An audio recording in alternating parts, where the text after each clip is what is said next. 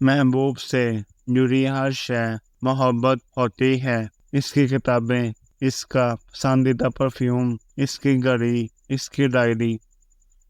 ہم وہ رنگ پہنتے ہیں جو اسے پسند ہو، ہم وہ گانا سنتے ہیں جو وہ سنتا ہو، ہم وہ چیز شوق سے کھاتے ہیں جو اس کی پسندیدہ ہو۔ ہمارا دل چاہتا ہے ہم سر تک پیروں ویسے ہو جائیں جیسے ہمارے محبوب کو پسند آئے۔ ہم خود کو سنوارتے ہیں، نکھارتے ہیں صرف اس کی خاطر، اس کی محبت میں اور محبوب کی چاہ میں ہم نہیں رہتے۔ اگر محبت سچی ہو تو وہ یہاں تو کسی کی زندگی بخشتی ہے یا پھر کسی کی زندگی لے لیتی ہے۔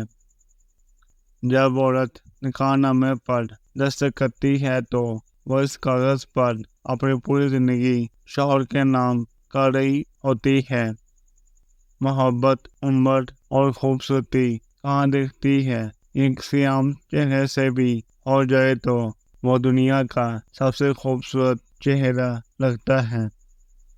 کسی عورت کے پیچھے چلے جانے کی بجائے کسی شے کے پیچھے چلے جانا بہتر ہے۔ وہ اس لیے کہ اگر شیر پلٹ آیا تو جان چلی جائے گی، مگر عورت پلٹ آئی تو ایمان چلا جائے گا۔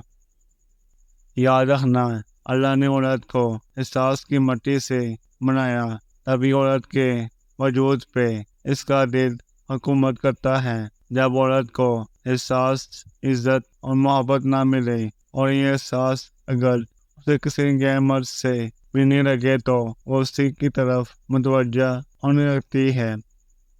ان لوگوں کے لیے بہت کچھ نہ کریں جو آپ کے لیے کچھ بھی کرنے کو تیار نہیں۔ جس شہر سے آپ کو بے پناہ محبت ملے، وہاں دوبارہ جانے پر اکثر اداسی ملتی ہے۔